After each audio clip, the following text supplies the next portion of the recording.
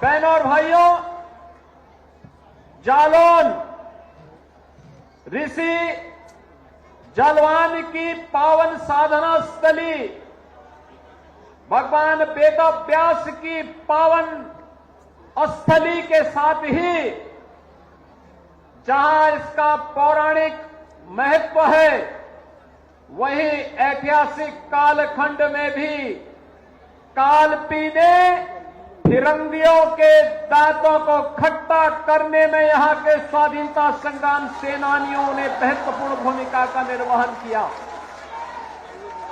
कालपी आज भी उसका एक जीवंत उदाहरण हम सबके सामने है और ऐसी पावन धरा पर दीपावली के ठीक पहले आने का सौभाग्य प्राप्त हो तो ये तो सोने में सुहागा है और उसी सोने में सुहागा का आनंद लेने के लिए कालपी के हमारे हस्तशिल्पियों के द्वारा हैंडमेड कागज इस जनपद को एक नई पहचान दिलाती है और हमने वन डिस्ट्रिक्ट वन प्रोडक्ट के माध्यम से उसे एक अलग पहचान देने का काम किया है।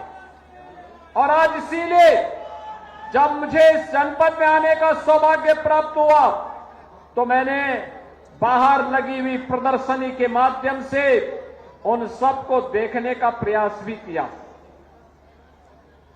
जालौन की एक और विशेषता है, अन्य जनपदों को यह सौभाग्य नहीं प्राप्त होता है। 5-5 नदियां एक साथ यहां पर प्राप्त मिलती हैं।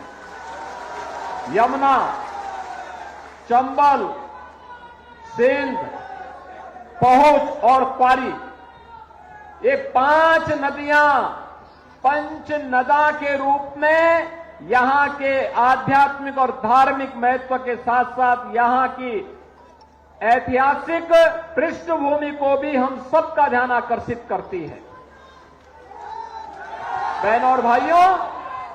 और इसीलिए हमारी सरकार ने तय किया है, अगर बुंदेलखंड एक्सप्रेसवे आपके जालौन जनपद के बीच से निकली है तो पंचनदा का प्रोजेक्ट भी बना करके जालौन जनपद की भूमि को लहलहाते हुए खेतों को एक बार फिर से सबसे बड़ा भूमि के रूप में बदलने का काम हम करेंगे। मैं धन्यवाद दूंगा आपको कि लगातार सम विषम परिस्थितियों में सामना करते हुए भी आप लोगों ने विकास को प्राथमिकता दी और विकास की सोच रखने वाले जनप्रतिनिधियों के साथ खड़े होकर के उन्हें विजयी बनाने में अपना योगदान किया। आज उन्हीं जनप्रतिनिधियों के परिश्रम का कारण है कि 1800-1900 करोड़ रुपए की परियोजनाएं आज जनपद जालौन को उपहार के रूप में प्राप्त हो रही है। बहनों और भाइयों, जब अच्छी सरकार आती है तो अच्छी सरकार विकास भी लेकर के आती है, रोजगार भी लेके आती है, सुरक्षा भी प्रदान करती है, हर एक तबके के लिए स्वावलंबन का मार्ग भी प्रशस्त करती है। लेकिन जब सरकार बुरी होती है तो सरकार ऐसे ही समस्या खड़ी कर देती है जैसे 2017 के पहले पहचान का संकट प्रदेशवासियों के सामने आया था। अनुमान करिए 17 के पहले क्या होता था। 2017 के पहले चाचा भतीजे की जोड़ी वसूली के लिए निकल पड़ती थी।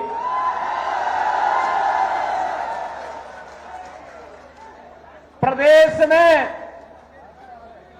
पर्व और त्योहार चल रहे हैं, आपने देखा होगा कुछ लोगों को गलतफहमी हो जाती है और गलतफहमी के रूप में उनको ये लगा कि जैसे सपा की सरकार के समय उनके द्वारा उत्सव के पहले और किसी भी पर्व और त्योहार के पहले दंगा कर दिया जाता था, हिंदुओं के पर्व और उत्सव में पानी फेरने का काम होता था। यही कार्य डबल इंजन सरकार में करेंगे। लेकिन वे भूल गए सरकार बदल चुकी है, भाजपा की डबल इंजन की सरकार है। ये सरकार दंगाइयों के सामने नाक नहीं रगड़ती, बल्कि दंगाइयों को नाक रगड़वा करके पर्व और त्योहार के उत्साह को सुरक्षा और सम्मान के साथ आगे बढ़ाने का काम करती है। आपने देखा होगा कैसे 2017 के पहले, हर पर्व और त्योहार के पहले, पर्व और त्योहार के उत्सव को मास दंगाई कैसे उस उत्सव में रंग में भंग करने का काम करते थे। और इसीलिए तो मैं आज समाजवादी पार्टी के मुखिया के बयान को पढ़ रहा था। उन्हें भारत के सामाजिक न्याय के पुरोधा, उन्हें भारत के संतों की परंपरा में सांप्रदायिकता दिखती है और उनको इन दंगाइयों में शांति के दूत नजर आते हैं।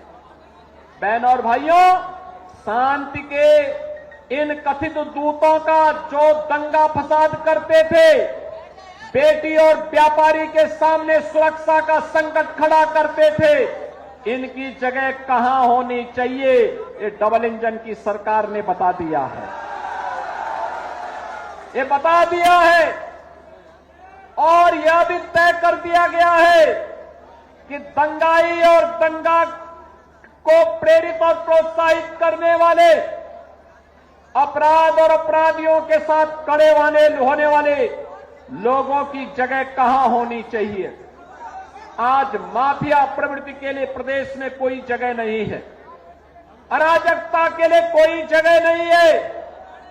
बेटी की सुरक्षा हो या व्यापारी का संरक्षण, अन्नदाता किसान की खुशहाली हो या नौजवान के रोजगार की व्यवस्था, यह डबल इंजन की भारतीय जनता पार्टी की सरकार पूरी प्रतिबद्धता के साथ करने के लिए संकल्पित है। ये समाजवादी पार्टी ही थी जिसे सामाजिक न्याय के पुरोधाओं के स्मारक अच्छे नहीं लगते थे, उनको तोड़ने की बात करती थी समाजवादी पार्टी। ये वही समाजवादी पार्टी है जिस समाजवादी पार्टी ने सत्ता में आते ही सामाजिक न्याय से जुड़े हुए, दलित उत्थान के साथ जुड़े हुए, महापुरुषों के नाम पर बने हुए स्मारकों को समाप्त करने की घोषणा कर दी थी। ये वही समाजवादी पार्टी है बहनों और भाइयों जिसने 2012 में सत्ता में आते ही पूरे प्रदेश के अंदर एक जनपद, एक माफिया पैदा करके उस जनपद में अराजकता फैलाना प्रारंभ कर दिया था। ये वही समाजवादी पार्टी है जो समाजवादी पार्टी नौजवानों के रोजगार पर डकैती डालती थी, बेटी की सुरक्षा पर सेंध लगाने का काम करती थी। और उस समय किस प्रकार के नारे इनके द्वारा लगाए जाते थे? उस समय इनके नेता कहते थे कि लड़के हैं, गलती कर देते हैं। ये समाजवादी पार्टी के लोग कहते थे। लेकिन बहनों और भाइयों, आज भारतीय जनता पार्टी की डबल इंजन की सरकार है। अपराध और अपराधियों के लिए जीरो टॉलरेंस की नीति के तहत कार्य कर रही है। अगर बेटी की सुरक्षा में सेंध लगाया तो मान करके चलिए कि अगले चौराहे पर यमराज उसका इंतजार कर रहा होगा। अगर किसी गरीब की जमीन पर कब्जा करने का दुस्साहस किया तो ये मान करके चलिए कि अगले चौराहे पर कोई दूसरा ही यमराज का दूत उसका इंतजार भी कर रहा होगा। अगर अराजकता फैलाने का कुत्सित प्रयास किया, पर्व और त्योहारों के बीच में रंग में भंग डालने का काम किया, तो फिर मान करके चलिए कि उसको फिर शांति और सौहार्द अच्छा नहीं लगता है। ऐसे लोगों से सख्ती से निपटने के लिए ही पुलिस की जीरो टॉलरेंस की नीति वर्तमान में कार्य कर रही है। और इसीलिए बहनों और भाइयों, आज विकास के पैमाने पर उत्तर प्रदेश एक नए प्रतिमान को स्थापित करता हुआ दिखाई दे रहा है। ये वही उत्तर प्रदेश है जिस उत्तर प्रदेश में 17 के पहले पहचान का संकट था। नौजवान उत्तर प्रदेश का कहीं बाहर जाता था, उत्तर प्रदेश का नागरिक प्रदेश के बाहर जाता था, लोग पूछते थे कहां से है, या तो अगर उत्तर प्रदेश का नाम बता दिया, जालौन का नाम, इटावा का नाम, औरैया का नाम, झांसी या बुंदेलखंड के किसी जनपद का नाम बता दिया, तो बहनों और भाइयों, सामने वाला व्यक्ति फिर सीधी मुंह बात नहीं करता था।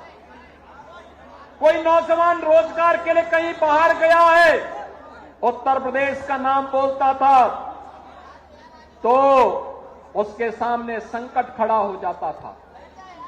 लेकिन बहनों और भाइयों, 17 के बाद आज जब कोई भी व्यक्ति उत्तर प्रदेश से बाहर जाता है, उत्तर प्रदेश का कोई नौजवान हो, उत्तर प्रदेश का कोई व्यापारी हो, उत्तर प्रदेश का कोई नागरिक जब उत्तर प्रदेश के बाहर जाता है और बताता है कि मैं उत्तर प्रदेश से हूं, तो सामने वाले के चेहरे पर खुशी छाती है और वह इस बात के लिए भी खुश होता है कि उत्तर प्रदेश जिन लोगों ने बीमारू बनाया था, उनकी बीमार मानसिकता उत्तर प्रदेश को बीमार बना रही थी।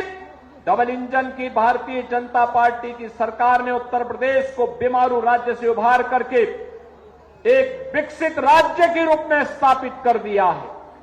अब उत्तर प्रदेश भारत की अर्थव्यवस्था का ग्रोथ इंजन बन करके उभरा है।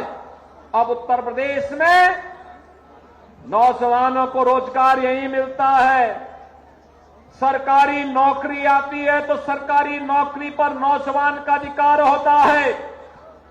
उत्तर प्रदेश के अन्नदाता किसानों को हर प्रकार की सुविधाएं उपलब्ध करवाई जा रही हैं, व्यापारियों को सुरक्षा उपलब्ध करवाई जा रही है और जीएसटी रिफॉर्म के माध्यम से आम नागरिक को महंगाई से राहत देने का काम भी प्रधानमंत्री मोदी जी के नेतृत्व में होता है।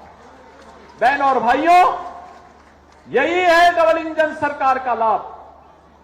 हर तबके के लिए बिना भेदभाव के शासन की योजनाओं ने पहुंचाने का काम किया जा रहा है।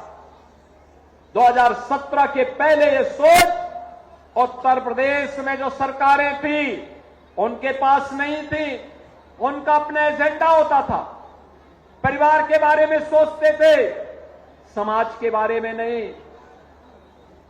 प्रदेश को लूटते थे, संसाधनों पर डकैती डालते थे, पर्व और त्योहारों के पहले अराजकता फैलाते थे, विकास के नाम पर आने वाले पैसे को बंदर बांट करते थे।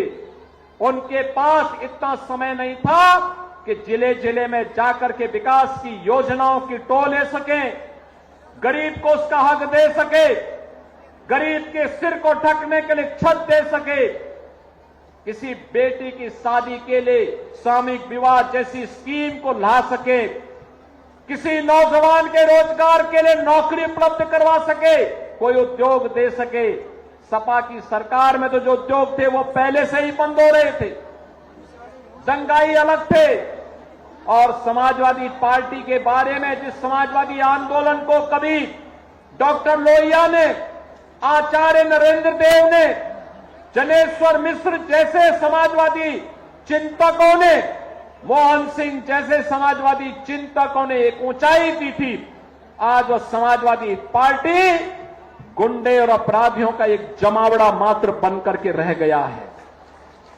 आज आप देखते होंगे पूरे प्रदेश के अंदर और पूरे देश के अंदर लोगों के मन में एक धारणा है, दो प्रकार की धारणा है जो 2017 के पहले भी लोग बोलते थे। लगातार इसके बारे में लोगों के मन में होता था कि देख सपाई बिटिया घबराई, देख सपाई बिटिया घबराई। ये बात उस समय भी चलती थी और लोग ये भी कहते थे जिस गाड़ी में सपा का झंडा, देखो होगा कोई सपा का गुंडा। लोग इस बारे में उस समय भी इस बारे में कहते थे, 17 के पहले भी ये बातें चलती थी। यानी गुंडे और अपराधियों का, पेशेवर माफियाओं का जमावड़ा जो नोच रहे थे, लूट रहे थे।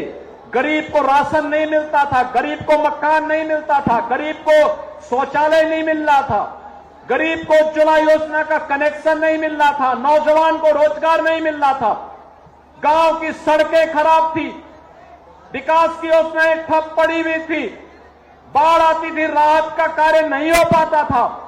लेकिन बहनों और भाइयों, आपने डबल इंजन की भाजपा की सरकार को समर्थन किया, परिणाम है उत्तर प्रदेश में 60 लाख गरीबों के मकान बन गए, 2,61,00,000 गरीबों के घर में शौचालय बन गए, 1,86,00,000 गरीबों को उज्ज्वला योजना का कनेक्शन मिल गया, 1,56,000 गरीब, 1,56,00,000 गरीबों के घर में बिजली के फ्री के कनेक्शन उपलब्ध हो गए, 8.5 लाख गरीबों को, नौजवानों को नौकरी मिल गई। और यही नहीं, प्रदेश के अंदर सूक्ष्म लघु और मध्यम उद्यम में 2 करोड़ से अधिक नौजवानों को सीधे सीधे रोजगार प्राप्त हुआ। तो बड़े निवेश के माध्यम से भी 60 लाख नौजवानों को नौकरी और रोजगार की गारंटी मिली है।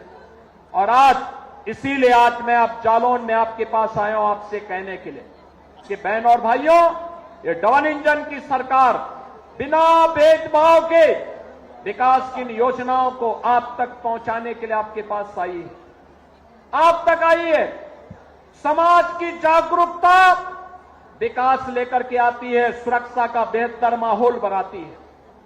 अगर समाज जागरूक है, कोई गुंडा किसी गरीब की जमीन पर कब्जा नहीं कर सकता। अगर समाज जागरूक है, किसी बेटी की सुरक्षा पे कोई सेंध नहीं लगा सकता। अगर कहीं पे कोई समाज जागरूक है, विकास से उसे कोई वंचित नहीं कर सकता।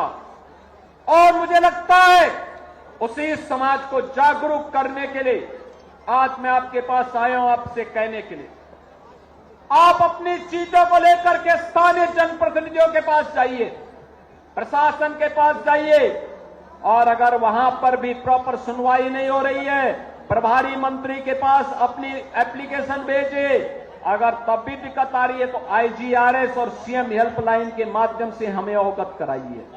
और बहनों और भाइयों, मैं आपको इस बारे में आश्वस्त करता हूं, मैं इस बात के लिए आपको आश्वस्त करता हूं कि अगर किसी गरीब का, किसी दलित का, किसी वंचित का, किसी कमजोर का, किसी बेटी का, किसी व्यापारी का, किसी अन्नदाता किसान का किसी के द्वारा शोषण होगा, उसके साथ अत्याचार होगा, तो फिर उसके बाद की कार्रवाई तो फिर आप देखेंगे कि हम लोग इतनी जोरदार कार्रवाई करेंगे, कई कई पीढ़ियां उसकी याद करेंगे।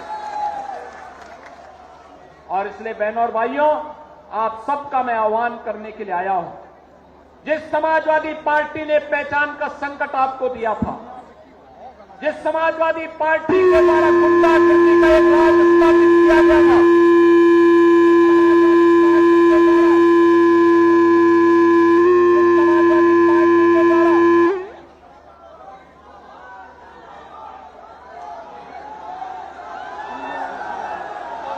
जिस समाजवादी पार्टी के द्वारा पूरे प्रदेश में अराजकता का माहौल पैदा करने का प्रयास हुआ था, बहनों और भाइयों, उसकी गुंडागिर्दी की हरकतों से आप सावधान होइए।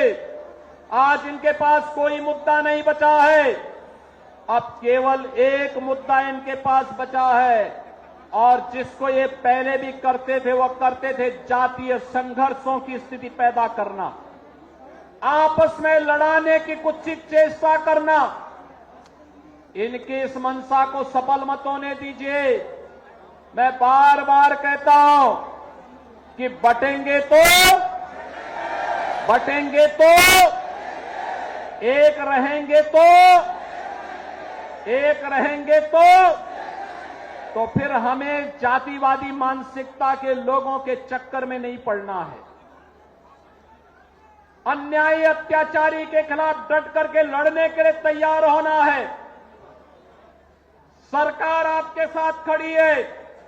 विकास के लिए कोई योजना आती है, विकास का पैसा 100% विकास के कार्य में खर्च हो, यह हम सब का एक संकल्प होना चाहिए और यही स्वसंकल्प है जो हमें विकसित भारत की ओर लेकर के जाएगा। बहनों और भाइयों, विकसित भारत के प्रधानमंत्री मोदी जी के संकल्प को आगे बढ़ाने के लिए हमारी सरकार ने विकसित उत्तर प्रदेश के एक संकल्प को आगे बढ़ाया है। विकसित उत्तर प्रदेश का मतलब, उत्तर प्रदेश विकसित होगा तब जब जालौन विकसित होगा। आप जालौन को विकसित देखना चाहते हैं ना? सब लोग विकसित जालौन देखना चाहते हैं। तो विकसित जालौन के लिए आत्मनिर्भर ग्राम पंचायत, आत्मनिर्भर क्षेत्र पंचायत, आत्मनिर्भर जिला पंचायत, आत्मनिर्भर वार्ड और आत्मनिर्भर नगर निकाय भी होना चाहिए।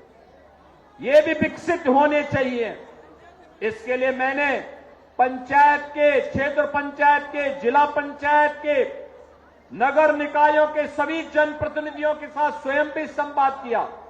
उत्तर प्रदेश विधानसभा में लगातार 28 घंटे तक चर्चा चली और इसके लिए हमने समर्थ पोर्टल पर विकसित उत्तर प्रदेश के लिए उत्तर प्रदेश के नागरिकों से, युवाओं से, अन्नदाता किसानों से, प्रबुद्धजनों से, व्यापारियों से, उद्यमियों से, महिलाओं से, सबसे सुझाव मांगे हैं।